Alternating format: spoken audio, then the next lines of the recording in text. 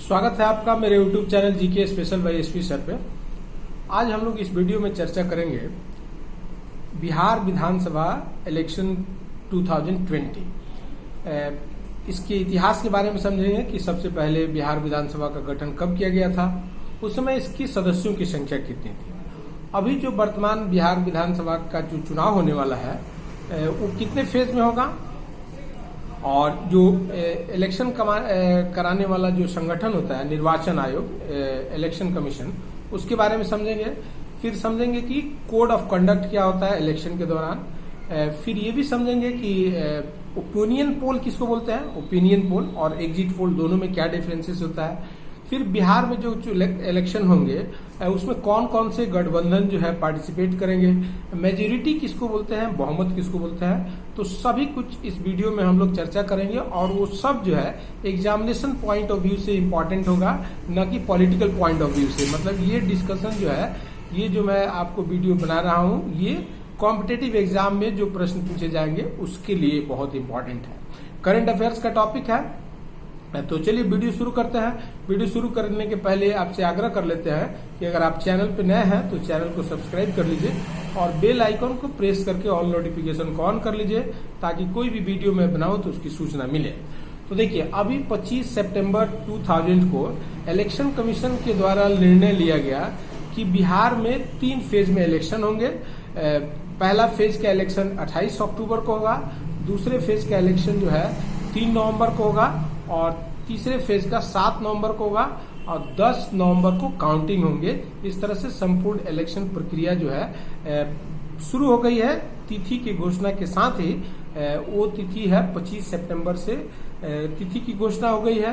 तो जो code of conduct होता है वो लागू हो जाता है इलेक्शन के दिन के घोषणा के साथ ही, और काउंटिंग तक लागू रहता है। आगे हम लोग समझेंगे कि कोड ऑफ कंडक्ट क्या होता है, आचार संहिता क्या होता है, उसके बारे में समझेंगे इस वीडियो में। तो अब जैसे इलेक्शन कराने का जो रिस्पॉन्सिबिलिटी होता है विधानसभा का या लोकसभा का या राज्यसभा का या प्रेसिडेंट का, वो अथॉरिटी है, कॉन्स्टिट्यूशनल अथॉरिटी है election commission of India, Bharat का निर्वाचन आयोग। तो भारत का जो निर्वाचन आयोग है वो इंडिया में फ्री एंड फेयर पोल कराने के लिए रिस्पॉन्सिबल कॉन्स्टिट्यूशनल अथॉरिटी है। और ये भारत का इलेक्शन कमीशन जो है, देखिएगा ये 3 सदस्य, इसके 3 मेंबर है। आर्टिकल 324 के तहत जो है इसको कॉन्स्टिट्यूट किया जाता है। तो ये क्वेश्चन पूछता है कि इलेक्शन कमीशन जो है कौन से आर्टिकल के तहत कॉन्स्टिट्यूट किया जाता है, तो 324 के तहत। और अभी देखिएगा ये इलेक्शन कमीशन में 2 इलेक्शन कमिश्नर है और 1 चीफ इलेक्शन कमिश्नर है। तो अभी चीफ इलेक्शन कमिश्नर है मिस्टर सुनील अरोड़ा, और 2 इलेक्शन कमिश्नर में एक सीनियर इलेक्शन कमिश्नर है मिस्टर सुशील चंद्रा, और फिर जो दूसरे इलेक्शन कमिश्नर हैं उनका नाम है मिस्टर राजीव कुमार, जो न्यूली अपॉइंटेड है। तो इस तरह से 3 सदस्यीय इलेक्शन कमीशन है। तो इससे एक क्वेश्चन रहेगा बिहार इलेक्शन के संदर्भ में। फिर उसके बाद से जो बिहार विधानसभा है, जो राज्य सूची पे कानून बनाने वाला सर्वोच्च जो है कॉन्स्टिट्यूशनल अथॉरिटी है, राज्य विषय पे कानून बनाता है। तो राज्य विधानसभा जो बिहार विधानसभा है, इसका गठन जो है कॉन्स्टिट्यूशन के आर्टिकल 170, देखिए ये सब आर्टिकल भी याद रखिए क्योंकि उससे क्वेश्चन रहेंगे। तो आर्टिकल 170 के तहत जो है राज्यों में विधानसभा का गठन किया जाता है। तो जो बिहार विधानसभा है उसका गठन जो है 1937 में हुआ था, मतलब कि आजादी के पहले 1937 में आजादी के पहले इसका गठन हुआ था। और सुने होंगे भारत सरकार अधिनियम जो था 1935 में लाया गया था, और उसके तहत राज्यों को स्वायत्तता दे दिया गया था, स्टेट को इंडिपेंडेंट बना दिया गया था। राज्य जो है स्वायत्त संगठन के रूप में, स्वायत्त में उसको प्रांतीय स्वायत्तता बोलते हैं। तो प्रांतीय स्वायत्तता प्रदान किया गया था, और इसके तहत 1937 में इलेक्शन हुआ था। उस समय जो बिहार विधानसभा था उसके सदस्यों की संख्या 155 थी। अभी जैसे जान रहे 243 है, तो उस समय 145 जो है था जब पहली बार कॉन्स्टिट्यूट किया गया था बिहार विधानसभा, तब 1937 में। फिर आजादी के बाद पहला इलेक्शन जो है 1951-52 में हुआ। तो उस समय बिहार विधानसभा के सदस्यों की संख्या 331, ये सब याद रखिए। पहला इलेक्शन हुआ था 1952 में, 331 जो है मेंबर थे बिहार विधानसभा के। फिर उसके बाद से 1957 में जो दूसरा इलेक्शन हुआ उसमें सदस्यों की संख्या घट के हो गई 318, और फिर 1977 में जो इलेक्शन हुआ था उसमें सदस्यों की संख्या बढ़ा करके 318 से 324 कर दिया गया था। तो 324 विधानसभा के सदस्यों की संख्या हो गई थी। और फिर जब 2000 में झारखंड को अलग किया गया बिहार से, तब जो है बिहार विधानसभा के सदस्यों की संख्या जो वर्तमान 243 है वो 243 रह गई। और 243 में को मेजोरिटी क्या बोलते हैं, तो मेजोरिटी का मतलब होता है कि जो टोटल मेंबर है 243 उसको डिवाइड कर दीजिए 2 से, और जो आए उसमें प्लस कर दीजिए 1, तो देखिए 123-24 जो है मेजोरिटी होता है। इतना मेजोरिटी किसी दल को या किसी गठबंधन को आ जाता है तो उसकी सरकार जो है बिहार में फॉर्म कर जाती है। तो ये मेजोरिटी बहुमत भी आपको समझ में आ गया। अब जो है अब गठबंधन कौन कौन सा है, तो मुख्य रूप से 2 गठबंधन है यहाँ पे। एक जो गठबंधन है वो एनडीए का गठबंधन है, जिसमें मुख्य जो राजनीतिक दल है वो जेडीयू है, जो कि एक क्षेत्रीय दल है। सोचिए, राष्ट्रीय जो राजनीतिक दल है उसके पीछे है जैसे बीजेपी, एलजेपी भी एक रीजनल पार्टी है, तो वो गठबंधन है। और फिर हम भी एक रीजनल पार्टी है, हिंदुस्तानी अवामी लीग। तो ये गठबंधन हुआ एनडीए, नेशनल डेमोक्रेटिक अलायंस इसको बोलते हैं, राष्ट्रीय जनतांत्रिक गठबंधन, जिसमें राष्ट्रीय पार्टियां पिछलग्गू है। फिर उसी तरह से दूसरा जो गठबंधन है उसको बोलते हैं महागठबंधन। तो उसमें भी देखिएगा कि जो लीडिंग पार्टी है वो रीजनल पार्टी है, उसका नाम है राष्ट्रीय जनता दल, और जो नेशनल पार्टी है कांग्रेस वो उसमें उसका पिछलग्गू है। फिर उसी तरह से एक पार्टी है वीआईपी पार्टी है। फिर उसी तरह से कुछ वाम दल भी सुनते हैं कि इस गठबंधन में शामिल हो सकते हैं। तो इस तरह से ये 2 गठबंधनों के बीच जो है मुकाबला होगा। किसी भी एक राजनीतिक दल को बहुमत का कोई प्रश्न नहीं उठता है। बिहार जैसे राज्य में यहाँ गठबंधनों का ही सरकार रहा है आज तक। फिर उसके बाद से जो है हम लोग चर्चा करेंगे कि अब कोड ऑफ कंडक्ट किसको बोलते हैं, ओपिनियन पोल किसको बोलते हैं, एग्जिट पोल किसको बोलते हैं, और कोविड-19 जो है उसमें देखिएगा स्पेशल गाइडलाइन के तहत जो है इलेक्शन कराया जाएगा, तो उसके बारे में भी समझेंगे।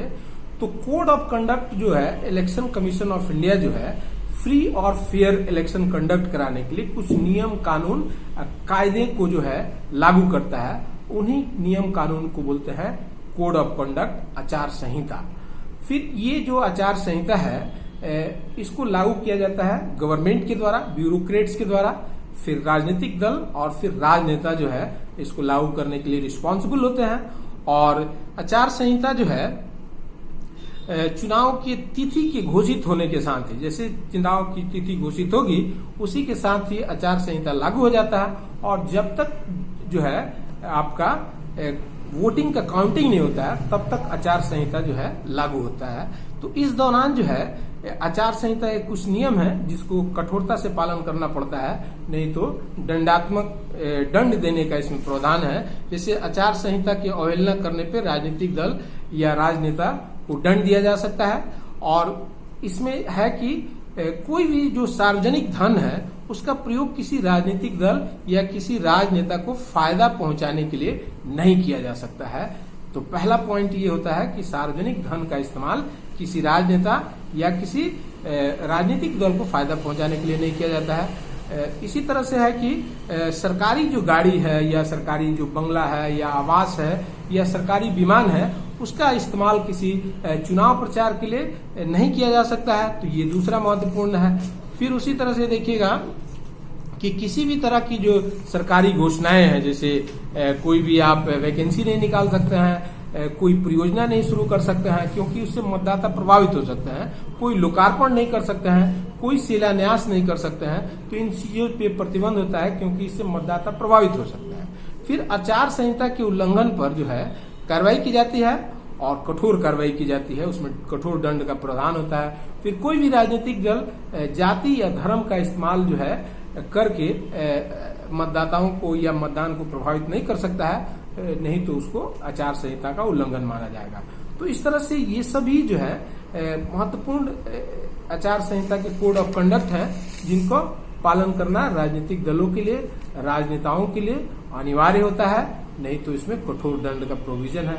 अब फिर देखिएगा कि जो कोविड-19 पेंडेमिक है उसमें ये इलेक्शन होने जा रहा है, तो उसका एक अलग फिर जो है डिटेल गाइडलाइन जारी कर दिया गया है इलेक्शन कमीशन के द्वारा, और उसको फॉलो करना है। इसके अलावा जो गृह मंत्रालय का जो गाइडलाइन है उसको तो फॉलो करना ही है।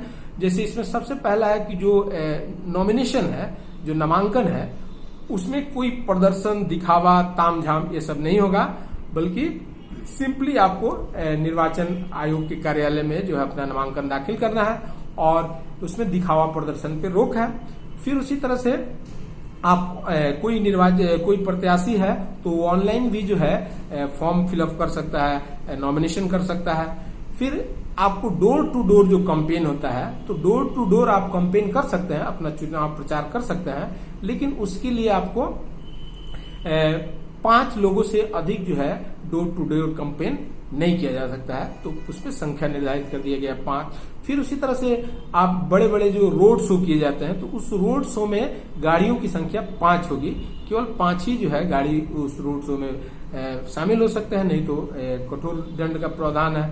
फिर उसी तरह से चुनाव प्रक्रिया के दौरान जो है मास्क पहनना, फिर ग्लव्स लगाना, फिर सैनिटाइजर का इस्तेमाल करना, फिर थर्मल स्कैनर, फिर फेशियल जो पीपीई किट होता है, इन सभी का इस्तेमाल किया जाएगा।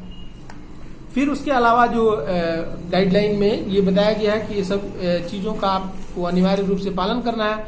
फिर सोशल डिस्टेंसिंग को पालन किया जाएगा, और जो 60 साल से अधिक की उम्र के मतदाता हैं वो पोस्टल बैलेट के जरिए अपना वोट कर सकेंगे, और फिर जो कोविड मरीज हैं उनके लिए भी मतदान का प्रोविजन किया गया है। तो इस तरह से ये जो गाइडलाइन है ये बहुत इंपॉर्टेंट है कोविड-19 में इलेक्शन के दौरान। ये असाधारण परिस्थिति है और इसमें कुछ ये नए सब गाइडलाइन है, इसको फॉलो करना है सभी को। फिर उसके बाद से ओपिनियन पोल सुने होंगे, तो ओपिनियन पोल जो है इलेक्शन के पहले लोगों कुछ सैंपल सर्वे किया जाता है, कुछ लोगों से कुछ विधानसभा क्षेत्रों में लोगों से उनका मत लिया जाता है कि वो किस राजनीतिक दल को वोट कर रहे हैं या किसको अपना मुख्यमंत्री बनाना चाहते हैं। तो इस आधार पे ओपिनियन पोल किया जाता है, जो ठीक इलेक्शन के पहले जो है लोगों का मत प्राप्त किया जाता है, और इसमें जो है डेटा का जो है ये सब खेल होता है। और जो एग्जिट पोल होता है, वो एग्जिट पोल में जो इलेक्शन करके निकलने के बाद जो लोग बताते हैं कि हमने किस पार्टी को वोट दिया, तो उसके आधार पे एग्जिट पोल किया जाता है, जो इलेक्शन के बाद ही होता है। उसका रिजल्ट प्रकाशन आपको सब इलेक्शन कंडक्ट होने के बाद ही आप कर सकते हैं। ओपिनियन पोल इलेक्शन के पहले जो है मतदाताओं के रुझान का पता चलता है। तो ओपिनियन पोल और एग्जिट पोल में ये बेसिक डिफरेंस होता है कि एग्जिट पोल जो है ठीक वोट करने के बाद जो है मतदाता जो है अपना बताता है कि उसने किसको मत दिया, इसके आधार पे एग्जिट पोल होता है।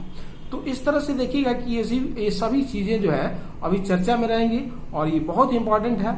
और मैंने कोई भी जो है इसमें पॉलिटिकल एस्पेक्ट नहीं चर्चा किया, बल्कि जो एग्जामिनेशन पॉइंट ऑफ व्यू से जो महत्वपूर्ण तथ्य है उन्हीं को मैं आपके सामने रखने का प्रयास किया। तो वीडियो अच्छा लगा तो इसको शेयर कीजिए और लाइक कीजिए और चैनल को सब्सक्राइब कीजिए। और वीडियो देखने के लिए बहुत बहुत धन्यवाद। फिर मेरे अगले वीडियो का इंतजार कीजिए। नमस्कार।